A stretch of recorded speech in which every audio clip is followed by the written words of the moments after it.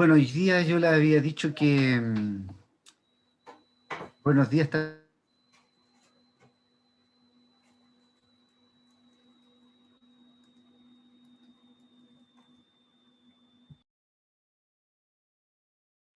Profe, ¿se bloqueó el audio usted mismo?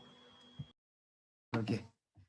Como lo había dicho la otra vez, o sea, la semana pasada, lo había dicho ya que íbamos a revisar el test que había en unas partes que ustedes me decían que había que verla y después certamen. Entonces, yo pienso que debiéramos hacer eso primero porque si no vamos a estar esperando siempre, esperando, y se nos va a ir el tiempo. ¿Mm? No sé qué les parece, si lo vemos inmediatamente. Bueno, aunque no lo quiera, lo voy a hacer igual, porque si no... A ver, empecemos por el test. Habían dos preguntas, creo que ustedes me dijeron que tenían dudas, ¿no? Veamos. Eran con alternativa. Ah, parece que la número 3. A ver, veamos. Dice, dentro de los descubrimientos matemáticos chinos que se adelantaron siglos a la matemática occidental, podemos mencionar, dice, los números negativos. Claro, porque ellos ya trabajan los números negativos, ¿se acuerdan? La resolución de sistemas de ecuaciones lineales. También hablamos que ellos habían resuelto ya ecuaciones lineales y lo habían hecho a través de matrices. Profe, pero a ¿Sí? nosotros no es eso el tema, es que a nosotros nos solían cambiar las alternativas. Entonces algunas alternativas no tenían sentido por el cambio que realizaban. Ah, ya. Y ahí, entonces, ¿cuál sería la... Por ¿Cómo ejemplo, dice? A y B, o sea, Sí. a mí me salía en el A. Me salía que era A y B la respuesta correcta. Y no tenía sentido porque la A no tenía respuesta. Ah, ya tienes razón. Sí, puede que sea. ¿Sabe? Porque estos son al azar. Entonces, Claro, esto yo cuando... prefiero la de números claro, negativos porque la otra no tenía sentido las respuestas. ya, eso es que por eso yo no lo entendía, ¿eh? No lo entendía. Porque la respuesta correcta es la que está bien ahí. Pues se fija tal cual como está redactado, está bien, ¿cierto? Y ahí Entonces, salía cuando igual. uno, claro, cuando uno realiza este tipo de, ¿cómo se llama?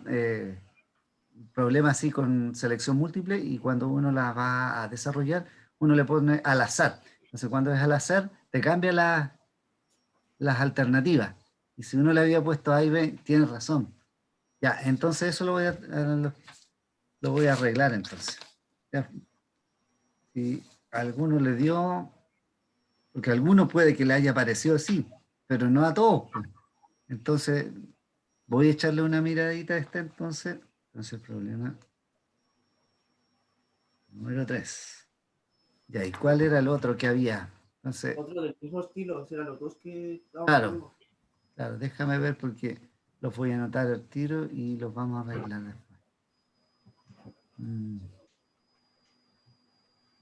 Esta debe ser la otra, la 14. La 14. No hay más, parece que eran dos. Dos que tenían nada más. Ujú. A ver. Claro, eran esas dos. No, aquí hay otra. La número 28. Entonces, voy a verlo porque en cada uno de ustedes parece que están las alternativas. Ya lo voy a ver.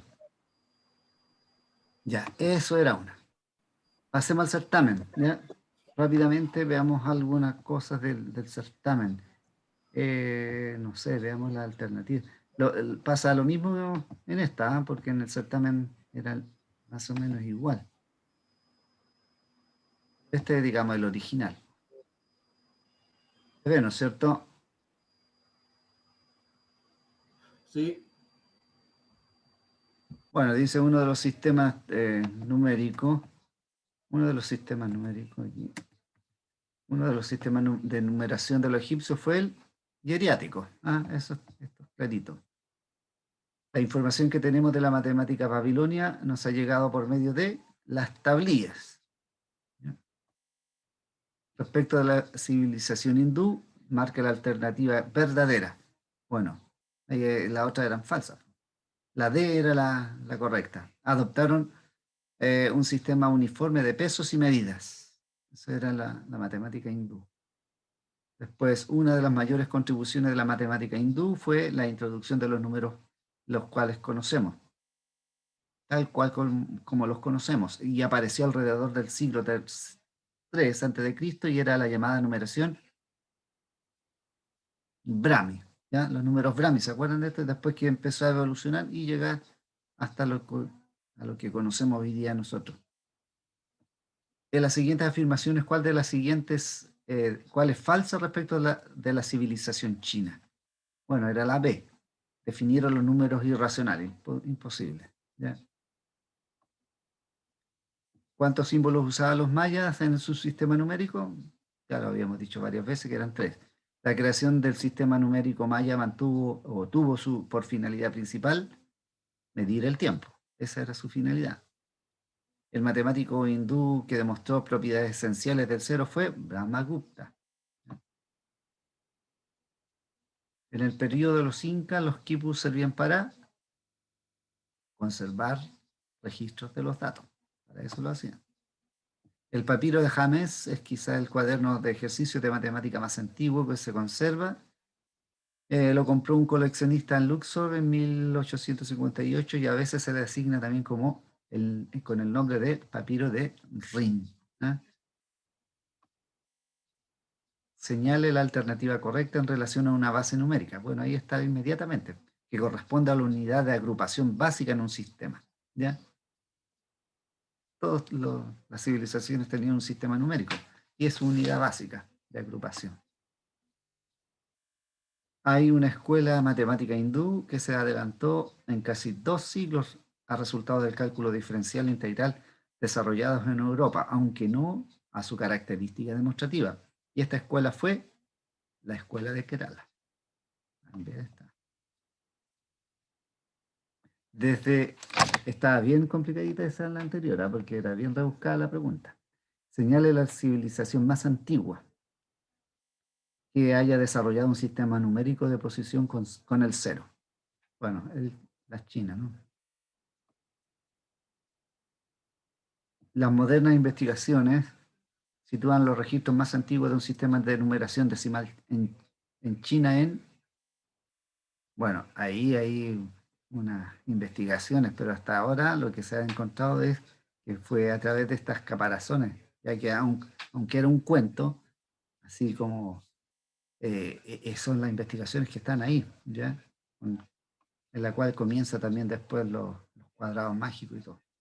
Se considera históricamente que el periodo de occidentalización obligada de China y la apertura de sus puertos fue impulsado por la derrota de las guerras del opio. ¿Se acuerdan del opio? ¿Mm? Desde ahí. Se puede afirmar, de acuerdo a las últimas investigaciones neurocientíficas, que todos los mamíferos, por lo menos, poseen el sentido de la cantidad. Verdadero.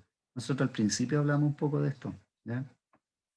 La civilización que destacó de manera especial en la matemática combinatoria fue la matemática hindú.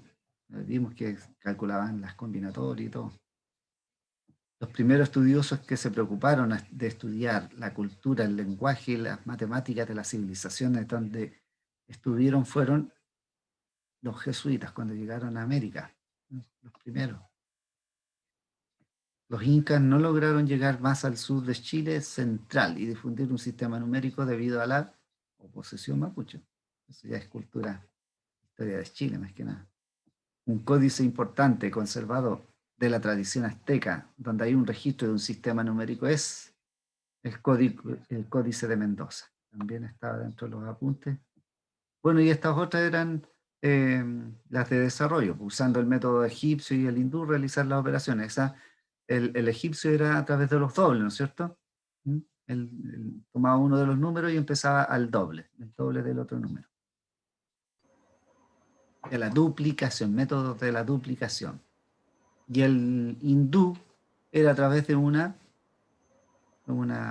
eh, digamos, un cuadrado, ¿no es cierto? Y se ubicaban los números a la parte superior y la parte, o sea, forma horizontal y vertical, y se iban llenando las celdas, ¿ya? De esa manera se utilizaban. Ahora, esto se utilizaba, por ejemplo, el método... Ah, pero eso no...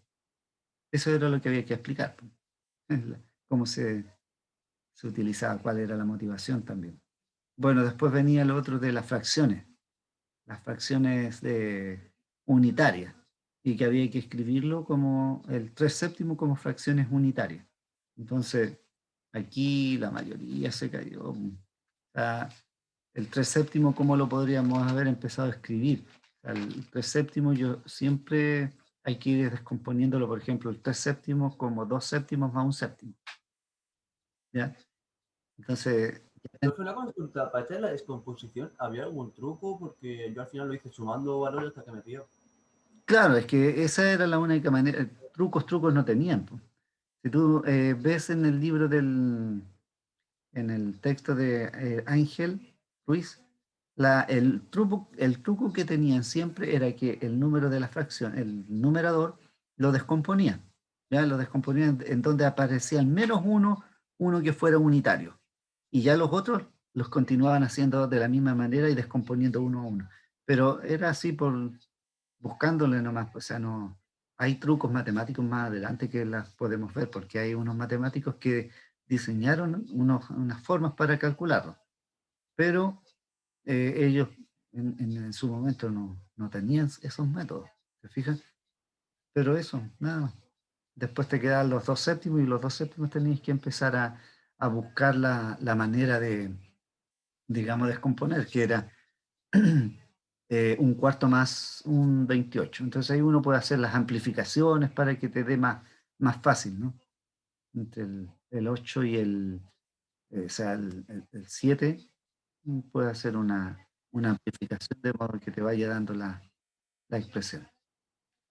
Y lo último que era convertir ya una figura, aquí no está la figura, pero era bastante sencilla, que había que ubicarla en 3 casillas, el número 32.480, escribirla en número maya. No era tan complicado. Eso era el certamen. Esto lo voy a bajar ahí al EVA para que ustedes lo tengan, ¿ya? Para que esté con eh, las respuestas correctas y todo. ¿Mm? No sé si hay alguna pregunta, duda de algo. ¿No? Bueno, entonces ahora vamos a trabajar. Ahora sí que vamos a continuar con nuestro tema, que era la matemática griega.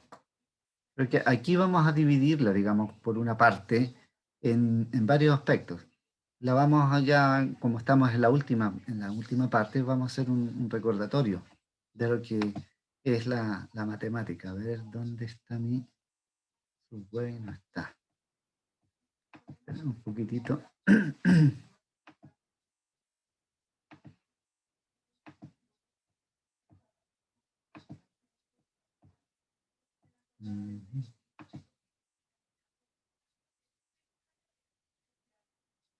Aquí está.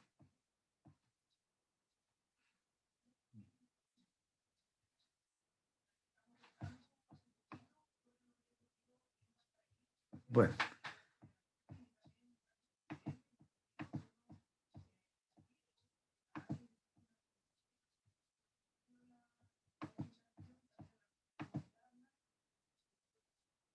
aquí aparece, ahí está.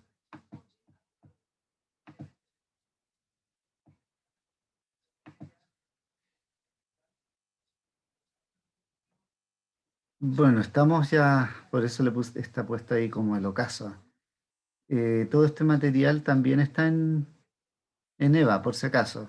Así que ustedes lo pueden ver, está el PPT que vamos a trabajar ahora. Eh, Vamos a verlo desde un punto de vista ya, digamos, dividido el periodo griego en el cual se desarrolló toda la matemática, que la fuimos viendo de a poquitito a través de la escuela, después vimos cada una de ellas, vimos algunos matemáticos que fueron muy influyentes durante su época, etcétera.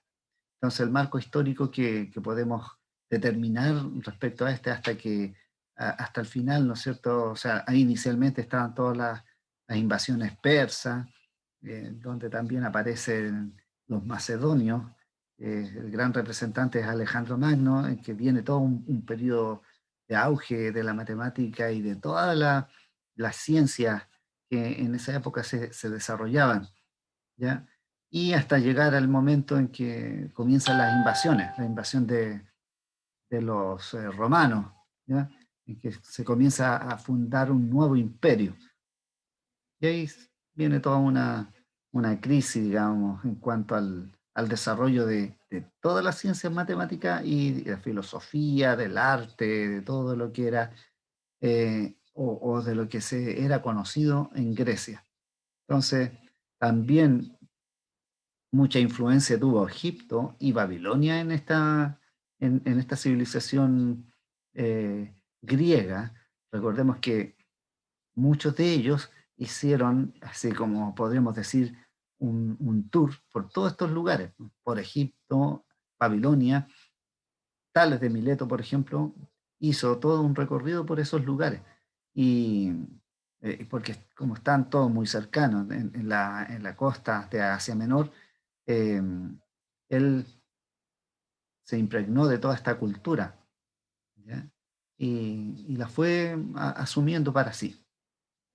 Por lo tanto, eh, la adopción también, por ejemplo, que ellos hicieron del alfabeto fenicio, todo eso fue un gran desarrollo para ellos durante el siglo VII aproximadamente.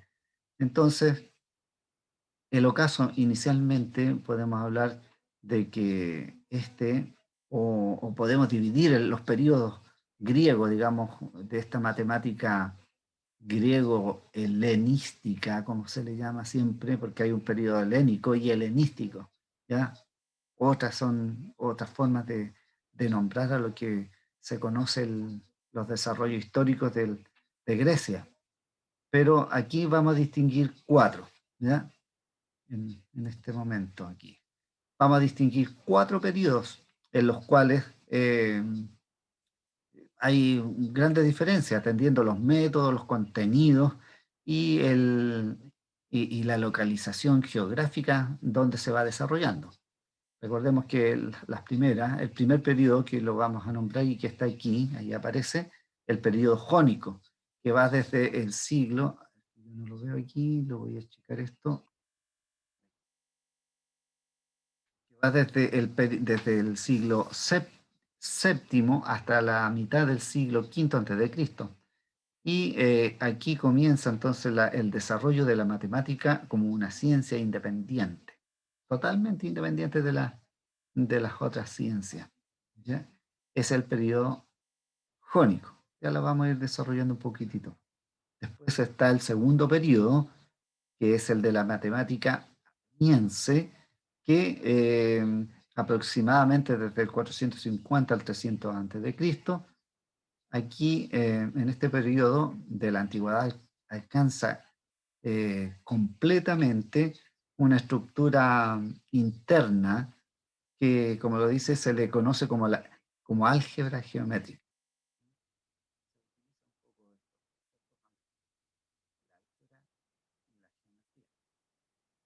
Una tercera etapa, que es el periodo helenístico, que dura desde el siglo IV al a mediados del siglo II, ¿ya? Y en la matemática de la antigüedad se le conoció su mayor esplendor, especialmente en los primeros 150 años antes de Cristo. Ese es donde alcanza su mayor esplendor, el helenístico. Y aquí es donde hablamos del periodo de Alejandro Magno, ¿ya? Este es importantísimo. Aquí dice: Alejandría constituye el foco central del quehacer matemático. Es el tercer periodo. Y el cuarto periodo de la decadencia, ¿ya? Ese periodo eh, en donde decaen todas las ciencias, digamos, absolutamente todo, como ya le había dicho, eh, el derrumbamiento de la sociedad capitalista. Recuerde que también son los inicios del cristianismo, ¿ya? Por lo tanto, todo lo que era la esclavitud comienza a tener otra mirada. ¿Mm? Y la matemática fue preservada gracias a los sabios de Oriente, porque también en este periodo la productividad eh, de la ciencia y de todos los saberes se fue perdiendo, cada vez menos, menos, menos. También por toda la crisis que ocurría dentro del cristianismo, así como este nuevo imperio romano que llega a estos lugares y que no trae ciencia. Que lo único, ¿cómo se llaman estos, los romanos fueron más, digamos, constructivos en lo que eran las arquitecturas, la ingeniería, por ejemplo, ellos desarrollaron muchas vías, muchos caminos, ¿no? En su imperio, eh, sus grandes construcciones, pero más allá de eso, la matemática la mantuvieron tal cual como estaba y tampoco les interesaba. Ellos estaban en un interés más de gobernar todo este gran imperio que ellos tenían. ¿Ya? Bueno, empecemos a hablar un poquitito de estos periodos. Entonces, en este periodo del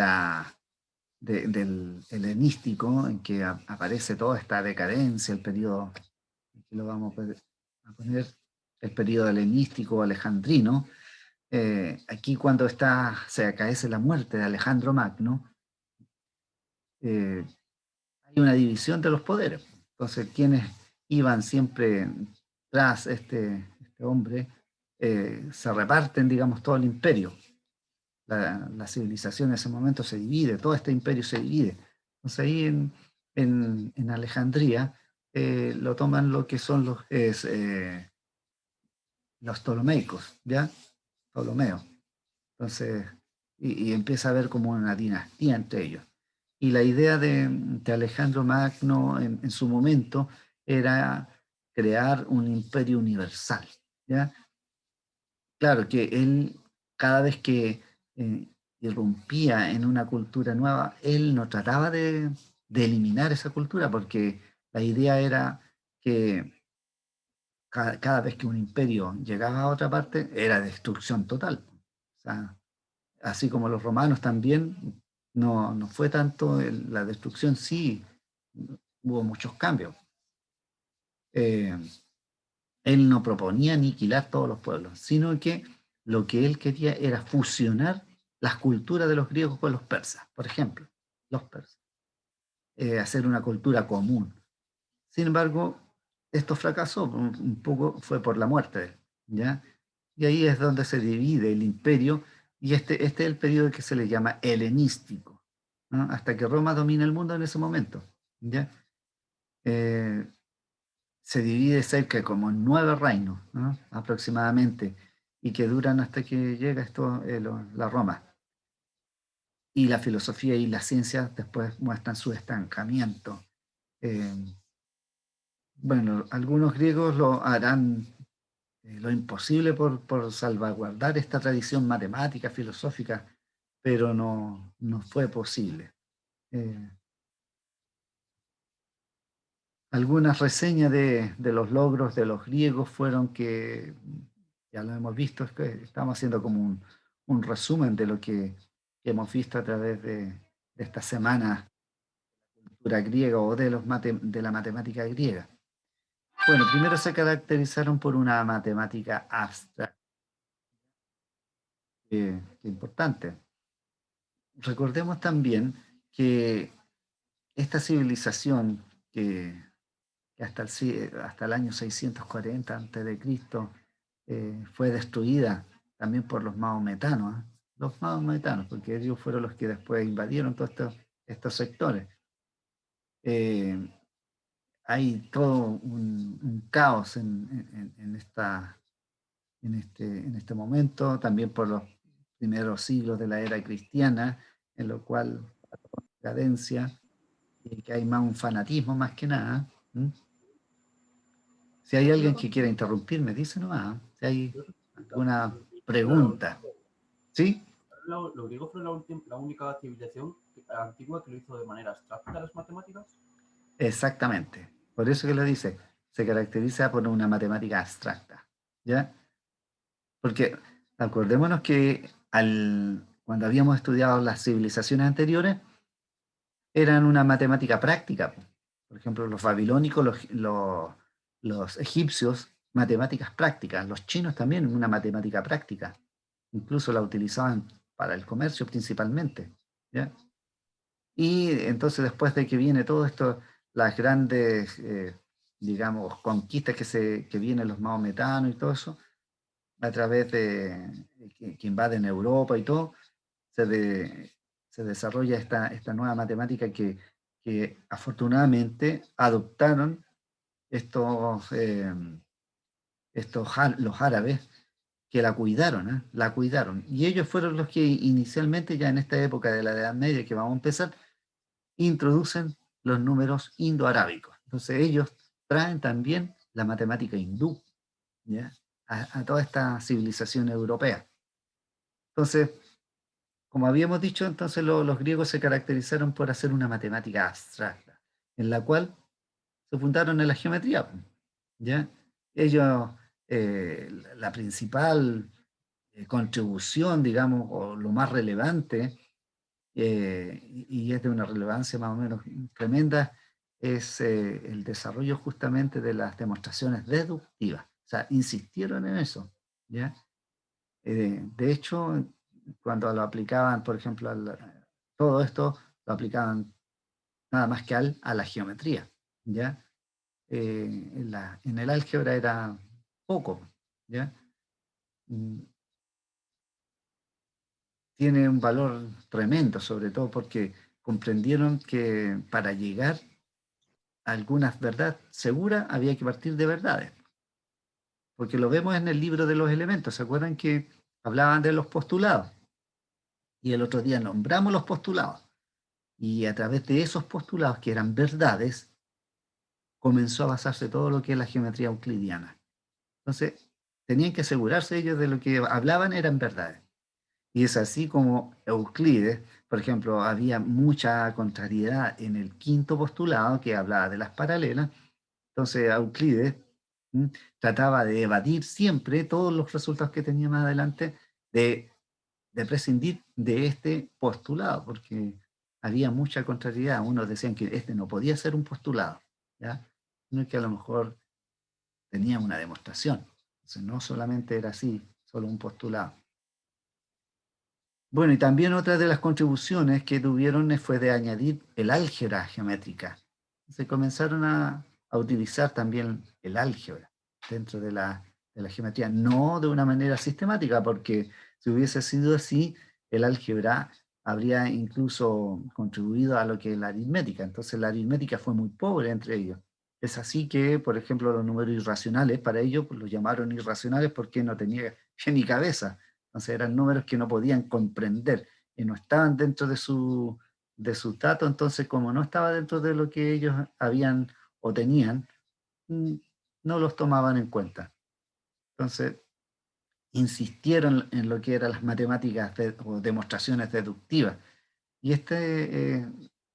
aunque sí eran medios tosudos, algo extraordinario, para la época extraordinario, porque de los pueblos anteriores solamente era una matemática práctica y esta era deductiva, en la que el razonamiento predominaba. Esa es la diferencia grande con los otros. Eh, También, a través de este razonamiento deductivo, eh, comenzaron a exigir demostraciones, ¿ya? Las demostraciones que incluso hasta las que nosotros hacemos en la geometría euclidiana viene de ahí, pues, las demostraciones deductivas, y es que están en contraposición con los métodos utilizados por el hombre hasta ese momento. O sea, todo era a través del ensayo y el error. En cambio acá no, pues, con ellos comienza a ser demostración deductiva, en el que el razonamiento es la clave. ¿Mm? Entonces, también respecto de su naturaleza, identificaron la matemática con la realidad del mundo físico, porque muchos de los problemas en geometría hablaban de la realidad física, ¿ya? Todos los elementos que ellos veían a través de esto lo asociaban a lo que era la naturaleza, pero no por eso también eh, ellos se agolpaban, digamos, a lo que era la naturaleza, ¿ya? Eh, bueno, la potencia de lo que tenían los griegos de intuir que los teoremas, las demostraciones quedaban de hecho atestiguadas en lo que, o plasmada en lo que fue hoy día, lo que conocemos el libro de los elementos. En este aparecen, ¿se acuerdan que dijimos que habían como 400 y tantos proposiciones en la que se habla de tanto la geometría plana como la geometría, eh, digamos, de los sólidos, pasando también por la aritmética, elementos muy especiales. Está, digamos, incluida toda la matemática en ese aspecto. Y hablábamos del mundo físico porque, ¿se acuerdan que Platón había hablado de que los sólidos estos tenían cada uno una característica respecto al mundo físico?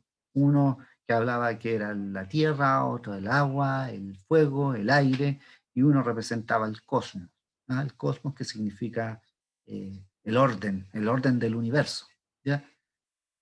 Bien, eso es más o menos el resumen de lo que hemos estado viendo, pero también tiene algunas limitaciones.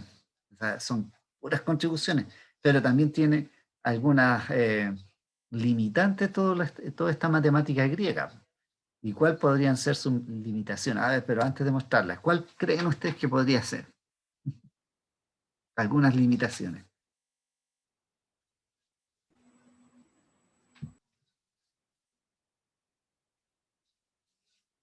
Al menos una,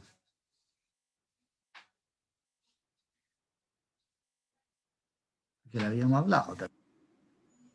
La comprensión de números irracionales. Perfecto, ya. Esa es la principal, digamos, una de las principales, porque ¿se acuerdan de este hombre que lo mataron de la escuela pitagórica?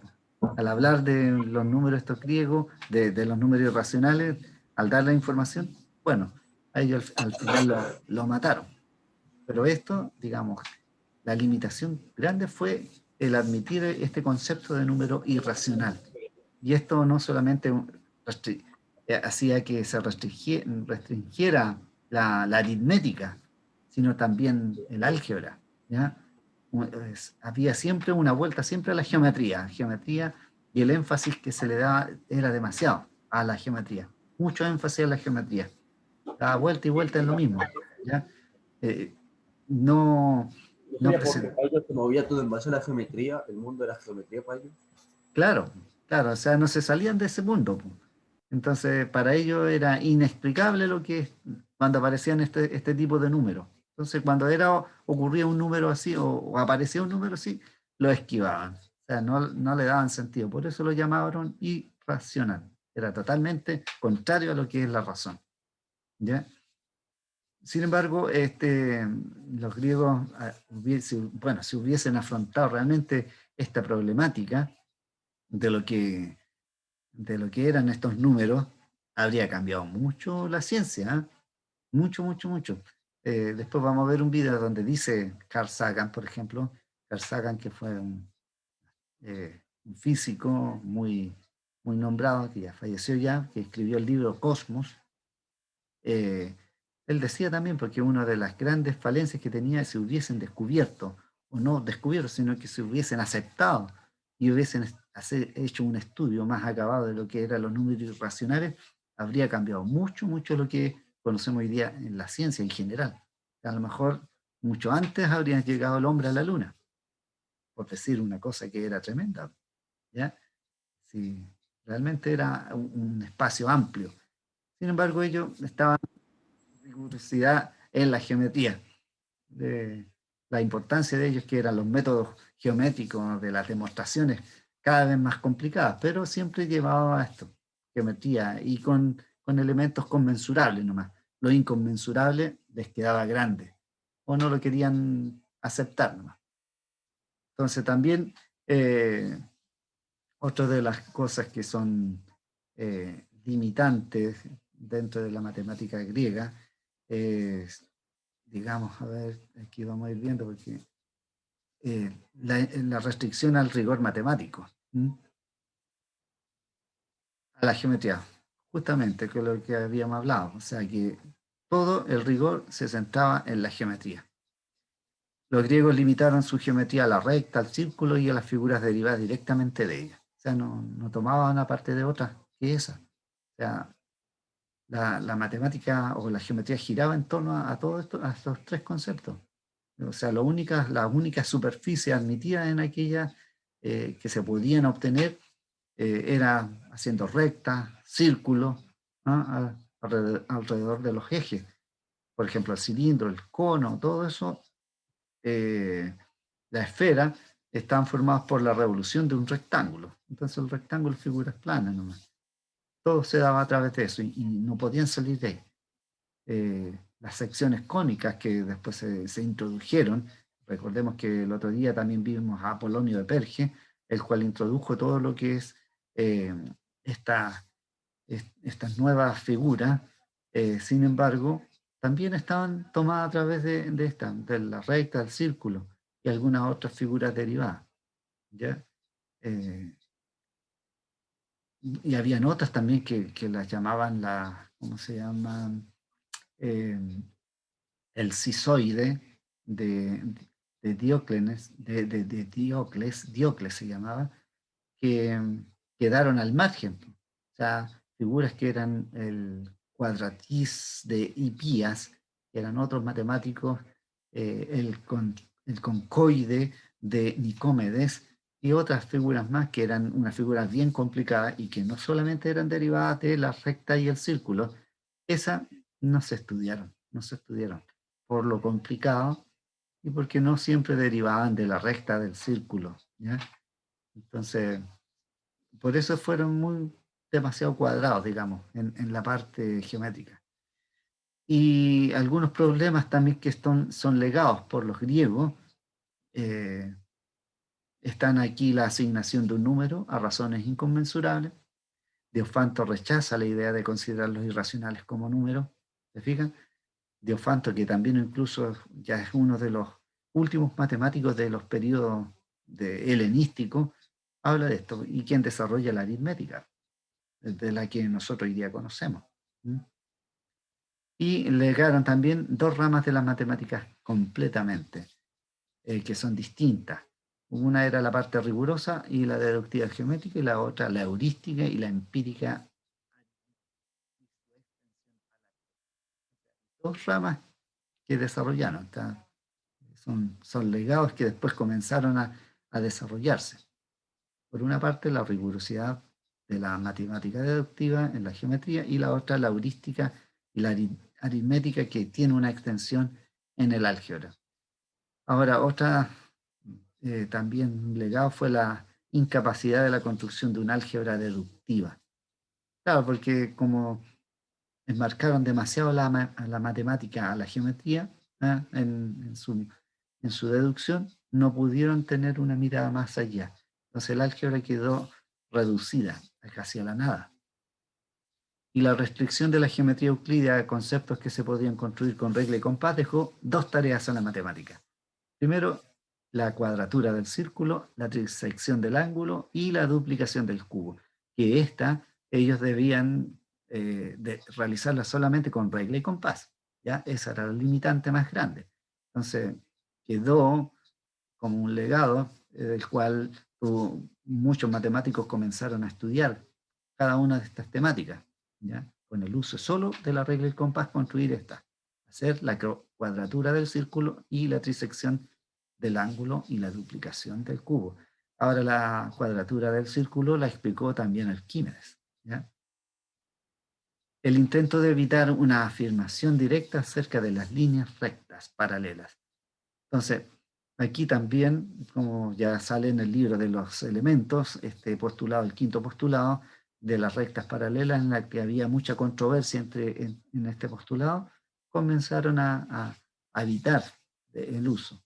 Y muchos de los matemáticos en esa época dieron una nueva definición, digamos, trataron de cambiar este postulado, darle otra forma, para mostrar que este no era un postulado, sino que podríamos haber dicho que era un teorema, y por lo tanto necesitaba ser demostrado.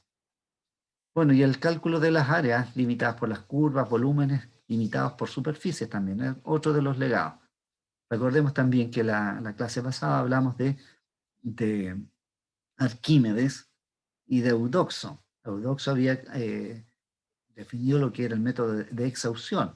Y el método de exhaustión era justamente, por ejemplo, tomaban un cilindro y lo empezaban a seccionar, ¿ya? Entonces ahí aparecen también los primeros elementos de lo que es hoy día la matemática, o sea, el cálculo. Bueno, y la desaparición de la matemática griega comienza, ya lo habíamos dicho al inicio también, de la era cristiana. Entonces, cuando comienza, por eso yo les puse también la otra vez para que vieran esta película Ágora, que es sobre los inicios de la era cristiana y también cuando llegan también los romanos, todo, entonces hay todo un cambio de paradigma de los conceptos. Entonces las únicas contribuciones de la nueva era corresponden a Ptolomeo y Diofanto, ¿ya? Diofanto en la parte aritmética y Ptolomeo en la parte de astronomía. Y el primer desastre fue el advenimiento de los romanos. Entonces cuando llegaron los romanos ya ahí sonó todo lo que era la ciencia. Y ellos no estaban interesados en la ciencia. Recuerde que en Alejandría, todos los que sucedieron a Alejandro Magno siempre apoyaron mucho a todas las ciencias. Entonces después llega de repente un imperio en que no quiere nada de la ciencia, claro, ya no hay apoyo, no hay dinero, no hay absolutamente nada de eso, entonces se acaba. Es lo mismo que ocurriera hoy día, que el gobierno no quiere más, que nadie más estudie, entonces se quitan todos los dineros para educación y nadie tendría educación. Claro que hoy día con la tecnología es distinto, pero si nos ponemos en un tiempo mucho más atrás, esto habría sido someter a un pueblo, ¿ya? Porque con el conocimiento también se sometían a los pueblos. Y aquí está, los romanos también lo tenían en ese sentido. Y ellos lo hacían sentir a través del poder, ¿ya? El poder que tenían de sus grandes, no sé, por legiones, que imponían el orden y todo. Y la aparición del cristianismo dice que se opuso a todas las enseñanzas paganas y ridiculizan la matemática, la astronomía y la física, ¿ya? Entonces, como eran enseñanzas que estaban contrarias al cristianismo, no podían enseñarse, ¿ya? Eh, Muchas veces más que ridicularizar muchas cosas, decían que eran diabólicas, porque recuerden ustedes que los pitagóricos habían desarrollado decían que todo estaba a través, o todo se había iniciado a través de los números. Entonces hicieron también, para cada número, hablaban de que cada número tenía un sentido. Entonces, al hablar de sentido, qué sé yo, era totalmente pagano para el cristianismo, ¿ya? Y se prohíbe a los cristianos, por lo tanto, contaminarse con esta enseñanza griega. Y por ello, el emperador Teodosio ya prohíbe las religiones paganas y se destruye los templos, el templo de Serapis con más de 300.000 manuscritos. Así como la biblioteca de Alejandría, que en su época, ya estábamos en la época final, se destruye, se quema, se destruye como 2 o 3 veces. Ahí se quemaron miles de manuscritos. En este otro, también en otro templo, también se destruyen 300.000 manuscritos.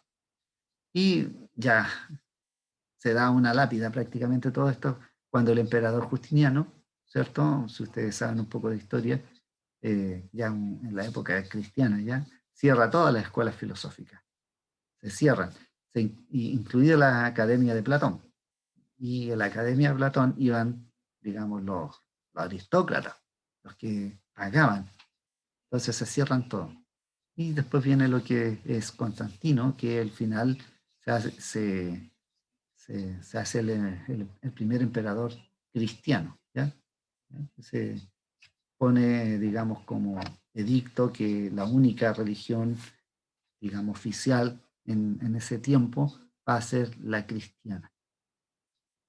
Y eso es el ocaso de la matemática griega, pues, cuando llegan todos estos cambios absolutamente radicales.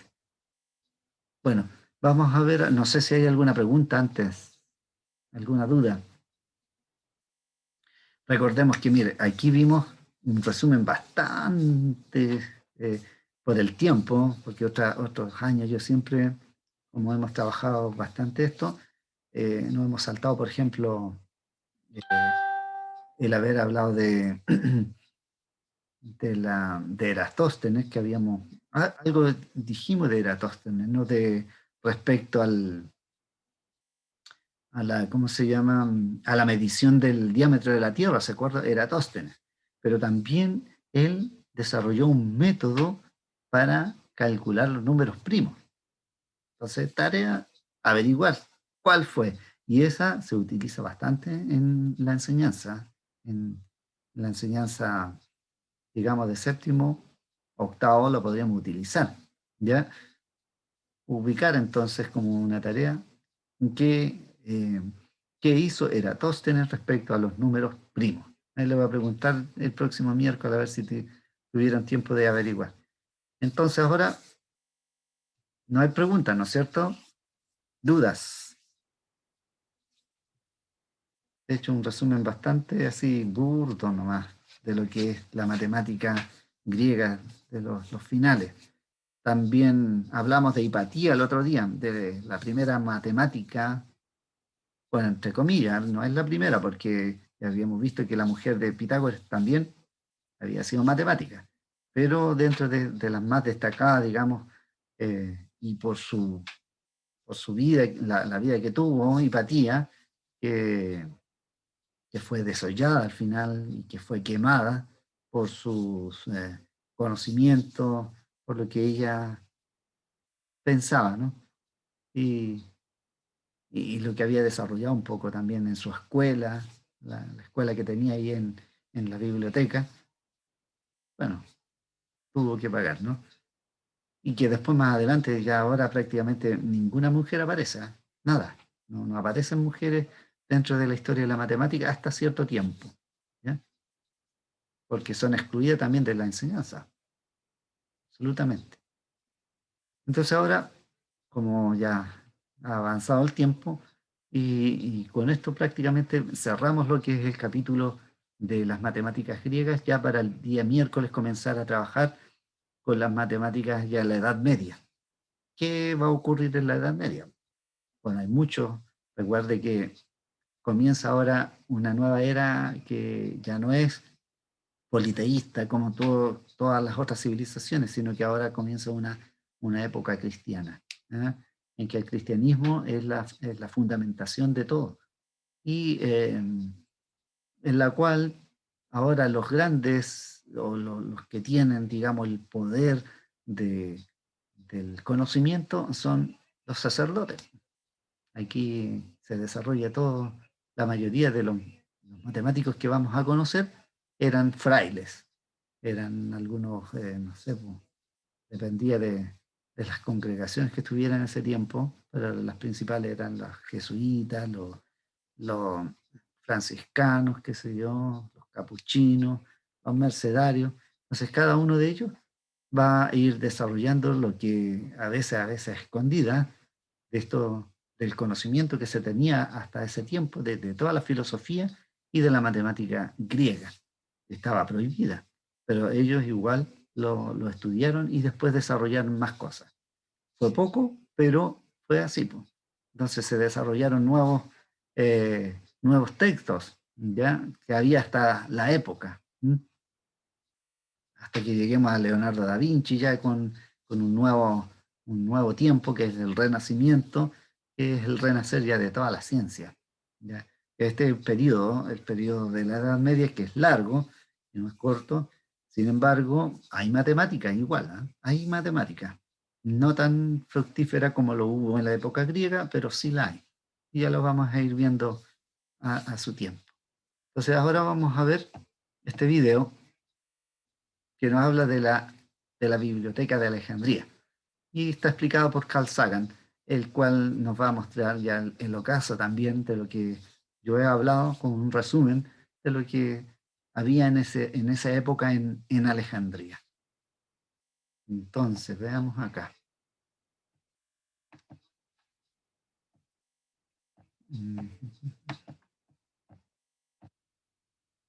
ver, vamos a iniciarlo acá.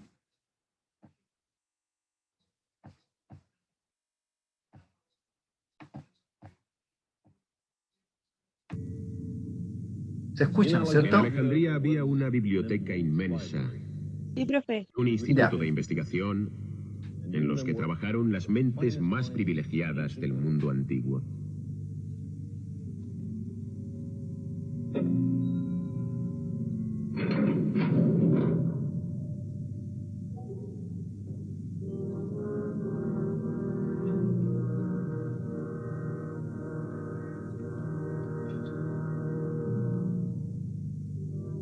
Lo único que ha sobrevivido de esa legendaria biblioteca es este húmedo y olvidado sótano.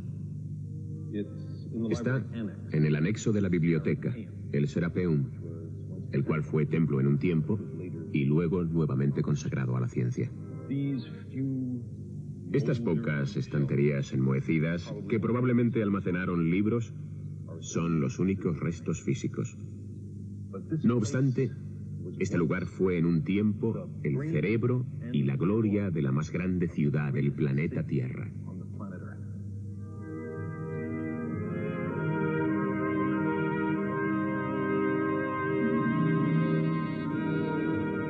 Si pudiera regresar en el tiempo, este es el lugar que yo visitaría.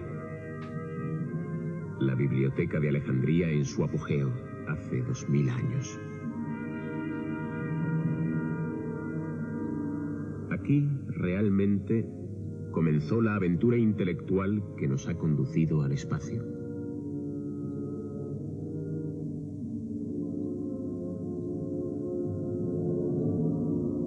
Toda la ciencia del mundo antiguo estuvo confinada entre estas paredes de mármol.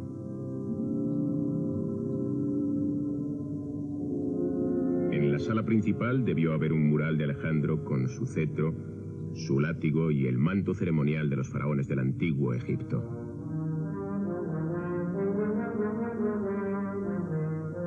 Esta biblioteca fue la ciudadela del conocimiento humano, el faro de nuestro viaje a las estrellas.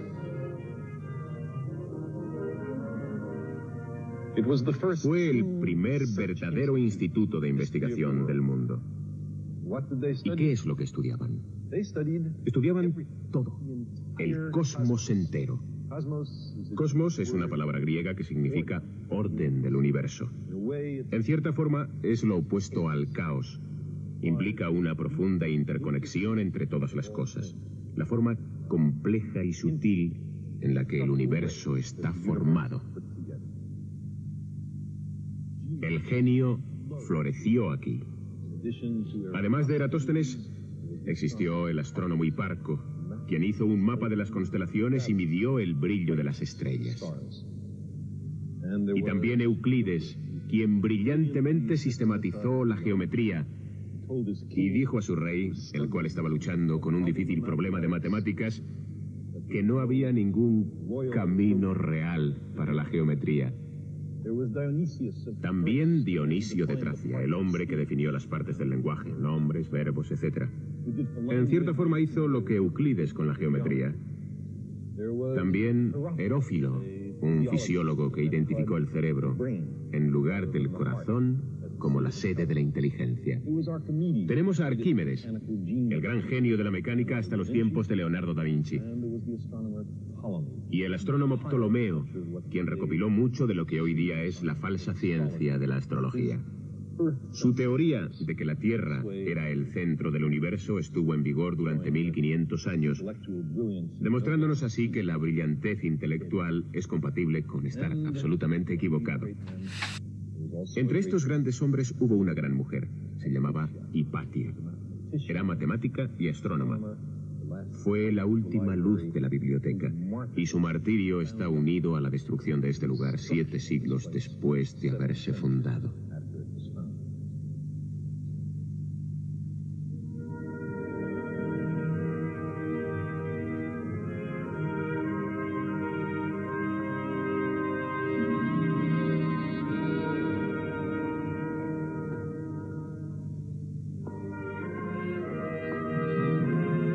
Vean este lugar. Los reyes de Egipto que sucedieron a Alejandro consideraban los avances de la ciencia, la literatura y la medicina como los tesoros del imperio. Durante siglos apoyaron generosamente la investigación y la erudición, una actitud civilizada compartida por pocos jefes de Estado tanto entonces como ahora.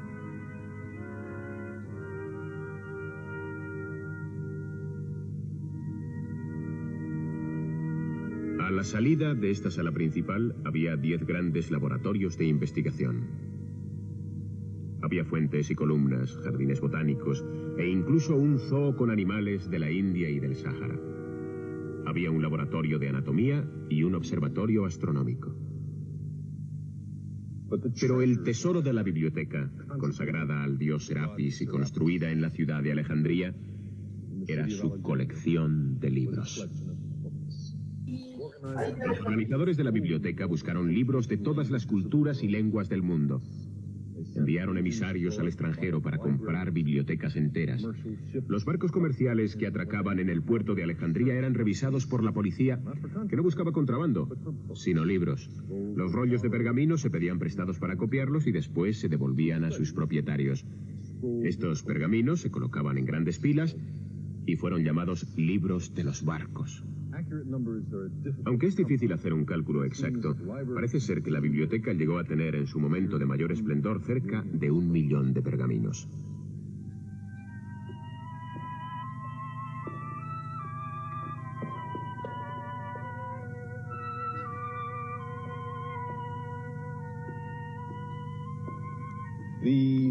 La caña de papiro crece en Egipto.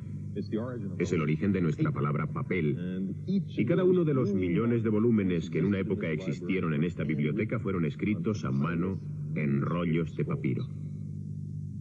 ¿Qué ha sido de todos estos libros? La misma civilización que los creó los desintegró. La biblioteca fue destruida.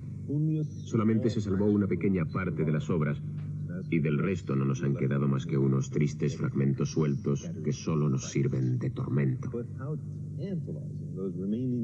Por ejemplo, sabemos que en un tiempo existió aquí un libro escrito por el astrónomo Aristarco de Samos, el cual defendía la teoría de que la Tierra era un planeta más que giraba alrededor del Sol y que las estrellas estaban enormemente lejos.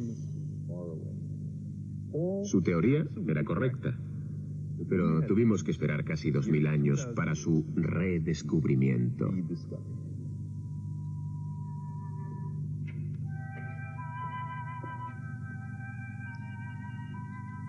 La astronomía abundaba en la biblioteca de Alejandría. Hiparco, Ptolomeo, y aquí tenemos a Aristarco. Aquí está su libro. ¿Cómo me gustaría poder leer este libro? Saber cómo Aristarco hizo sus cálculos. Pero ha desaparecido del todo y para siempre. Si multiplicamos por 100.000 nuestro sentido de la pérdida de esta obra de Aristarco, podremos empezar a apreciar la grandeza del logro de la civilización clásica y la tragedia de su destrucción. Sin duda hemos avanzado mucho en el campo de la ciencia con relación a lo que se conocía en los tiempos antiguos, pero existen lagunas irreparables en nuestros conocimientos históricos.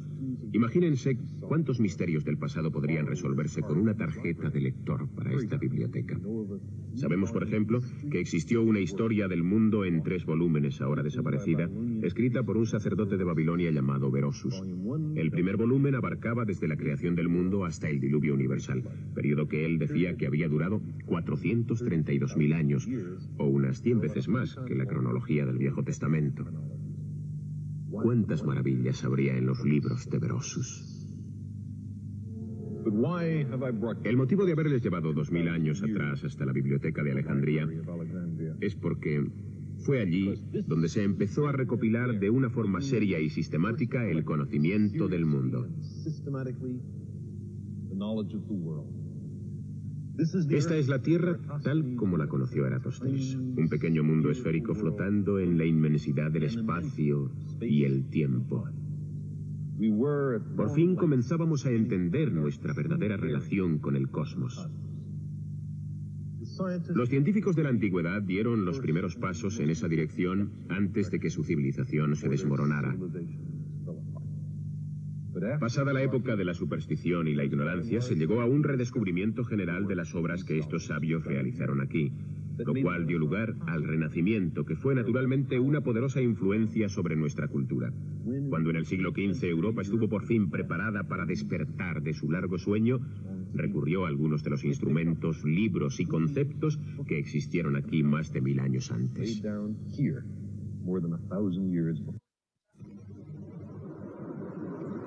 Una de las grandes revelaciones de la era de la exploración espacial es la imagen de la Tierra, finita y solitaria, de alguna manera vulnerable, que alberga toda la especie humana a través de los océanos del espacio y del tiempo.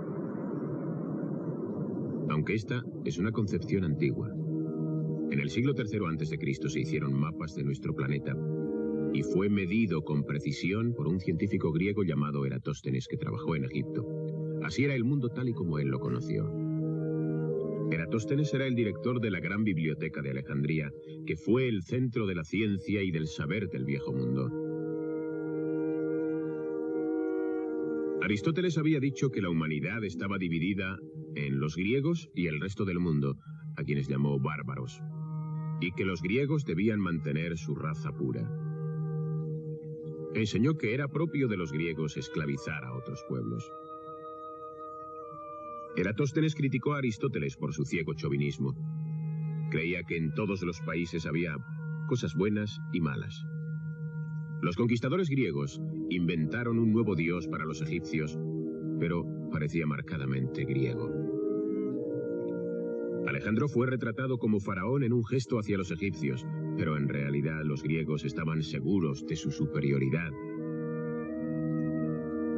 Las protestas ocasionales del bibliotecario no constituían un desafío importante para los prejuicios que prevalecían.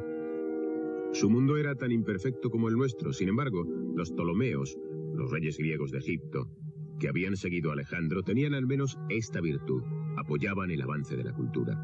Las ideas populares sobre la naturaleza del cosmos fueron puestas en duda y algunas descartadas.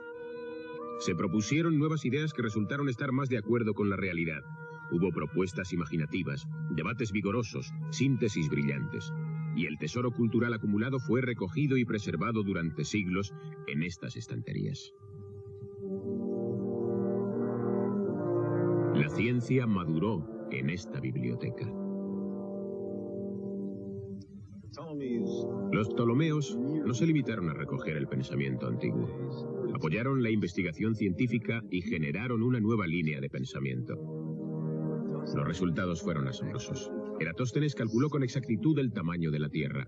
Hizo mapas de toda ella y dijo que se podía navegar a su alrededor. Hiparco descubrió que las estrellas nacen, se mueven lentamente durante el transcurso de los siglos y finalmente se extinguen. Él fue el primero en catalogar las posiciones y magnitud de las estrellas para determinar si realmente existían tales cambios. Euclides escribió un libro sobre geometría que los hombres han estudiado durante 23 siglos. Todavía es una lectura interesante, llena de magníficas pruebas. Galeno trabajó en muchos tratados básicos sobre curaciones y anatomía que dominaron la medicina hasta el Renacimiento. Aquí hubo docenas de grandes eruditos y centenares de descubrimientos fundamentales.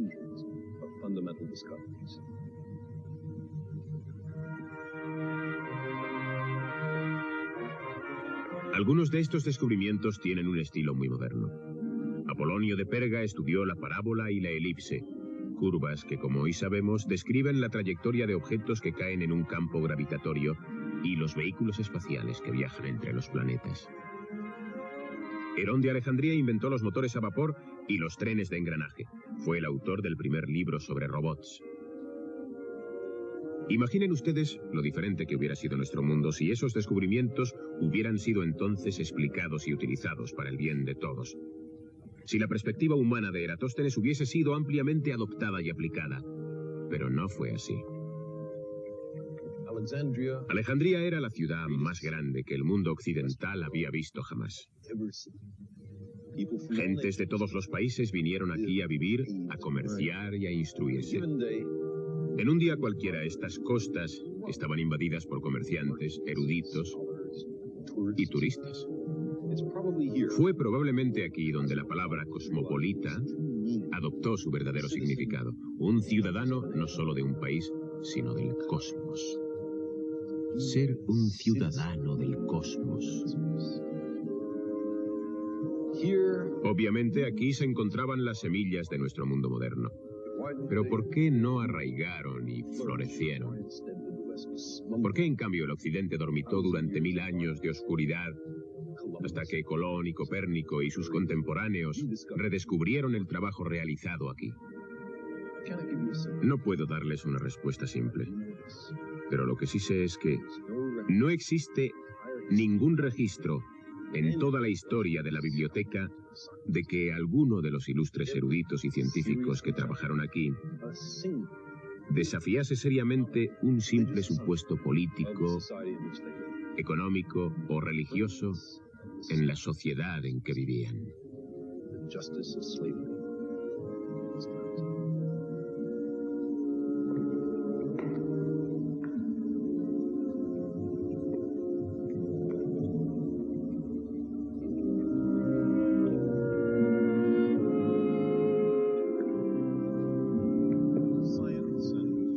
La ciencia y el saber en general estaban reservados a unos cuantos privilegiados. La vasta población de esta ciudad no tenía la más vaga noción de los grandes descubrimientos que se estaban realizando dentro de estas paredes. ¿Cómo podían saberlo? Los nuevos hallazgos no eran explicados o popularizados. El progreso realizado aquí les beneficiaba poco. La ciencia no formaba parte de sus vidas. Los descubrimientos en el campo de la mecánica o la tecnología del vapor eran aplicados principalmente al perfeccionamiento de las armas, a reforzar la superstición, a entretener a los reyes. Parece que los científicos nunca han llegado a captar el enorme potencial de las máquinas para liberar a la gente del trabajo duro y monótono. Los grandes logros intelectuales de la antigüedad tuvieron pocas aplicaciones prácticas.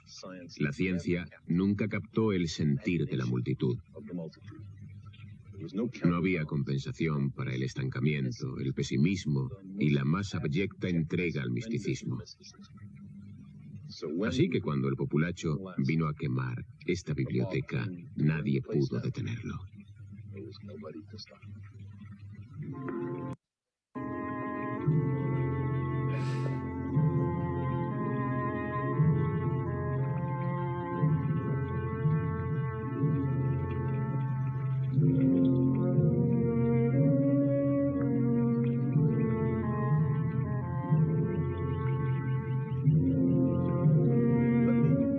Permítanme que les cuente el final.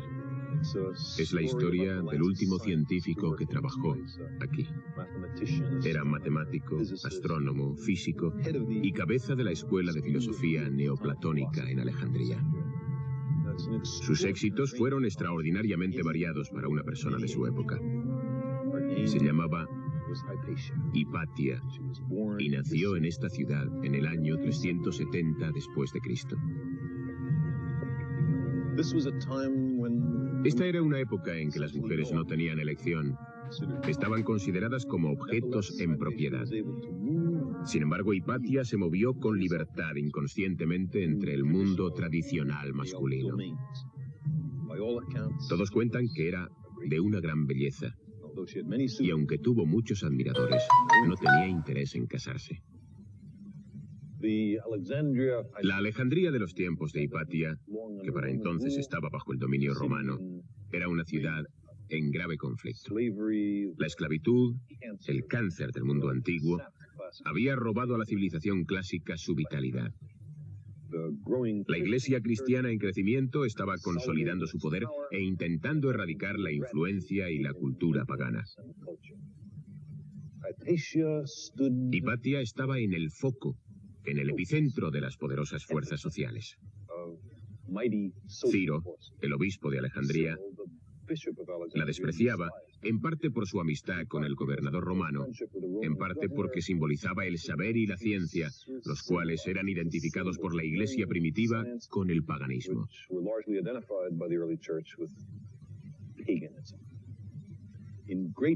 A pesar de encontrarse en peligro, Hipatia continuó enseñando y publicando hasta que, en el año 415, camino de su trabajo, fue atacada por un grupo de fanáticos seguidores de Ciro. La sacaron de su carro, le rasgaron la ropa y la desollaron con conchas marinas. Sus restos fueron quemados, sus obras destruidas y su nombre olvidado. Ciro se convirtió en un santo.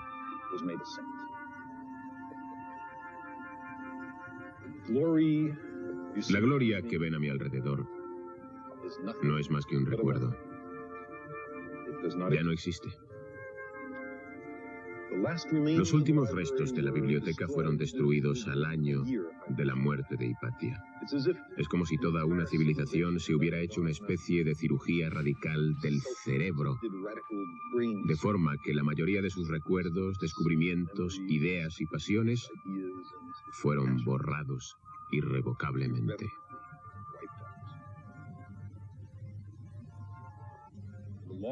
La pérdida es incalculable. En algunos casos, solamente sabemos los atractivos títulos de libros que fueron destrozados. En la mayoría de los casos no sabemos ni los títulos ni los autores. Sabemos que en esta biblioteca había 123 obras de Sófocles, de las que solo 7 han llegado a nuestra época. Una de esas 7 es Edipo Rey. Lo mismo ocurrió con las obras de Esquilo, Eurípides y Aristófanes. Es un poco como si las únicas obras de un hombre llamado William Shakespeare fueran Coriolano y Cuento de invierno. Aunque hubiéramos oído decir que había escrito otras obras que habían sido muy alabadas en su tiempo, como Hamlet, Macbeth, El sueño de una noche de verano, Julio César, El rey Lear y Romeo y Julieta.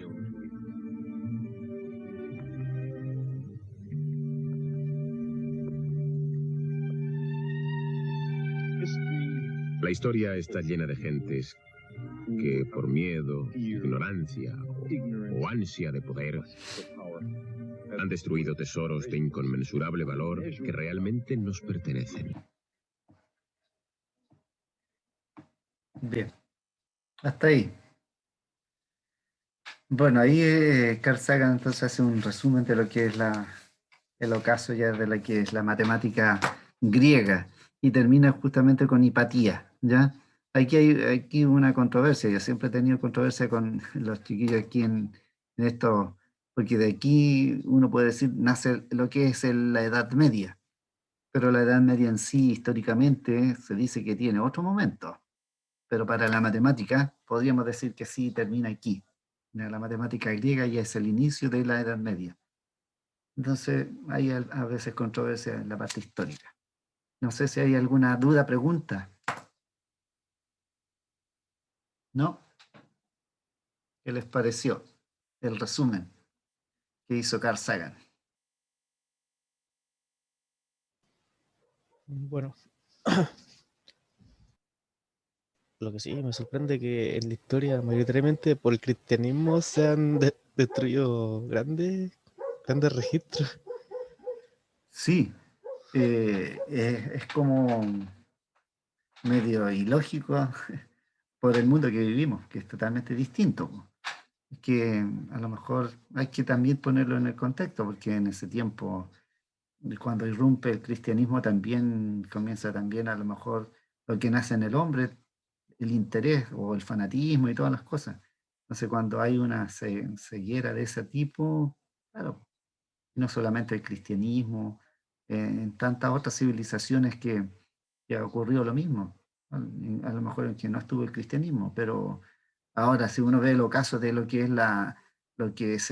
los griegos, también es parte no solamente del cristianismo, sino que fue aparte de una decadencia que hubo dentro de la misma sociedad en esa época.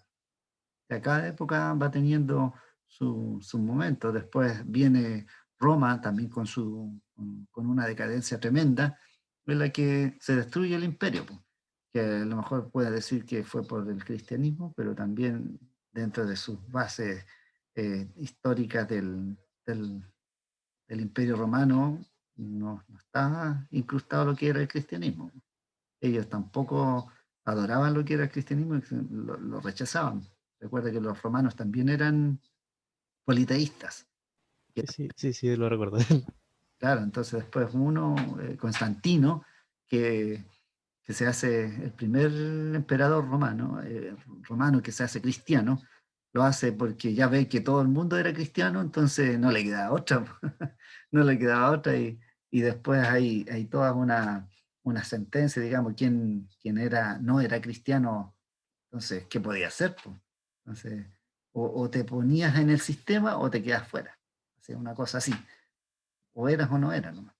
Entonces va también intereses, po, intereses humanos y toda la cosa, porque el cristianismo también representa otra cosa, más allá de lo que ahí aparece, por ejemplo, que hablaba de eh, ¿cómo se llama? Ciro, que fue ahí como su sacerdote en esa época del cristianismo ahí en Alejandría y que al final se hace santo. Y él, si uno va a ver la historia, que estuvo muy involucrado también que murió harta gente por lo que él decía. O sea, si no le gustaba a alguien, a veces parece que los mandaba a matar. Y ese era Ciro, era este hombre que y era cristiano, ¿te fijas? Entonces no, era más intereses mundanos más que lo que reinaba en esa época.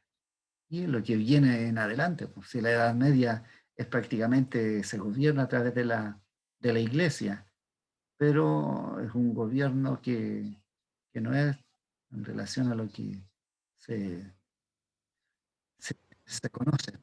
Si no hacía lo que ellos querían, te mataban. Da igual si Claro. eras rey o no.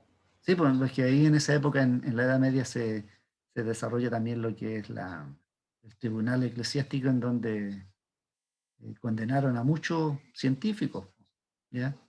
Entonces, y el que lo creó, ¿saben ustedes cómo se llamaba el Papa? El Papa Inocencio. El nombre, y justo crean en esa época el tribunal ¿cómo se llama? Ya se me olvidó el nombre.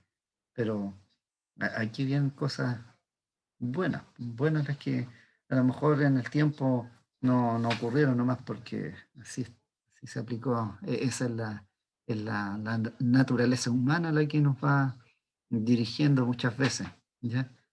Así que bueno, lo vamos a dejar hasta aquí por hoy día.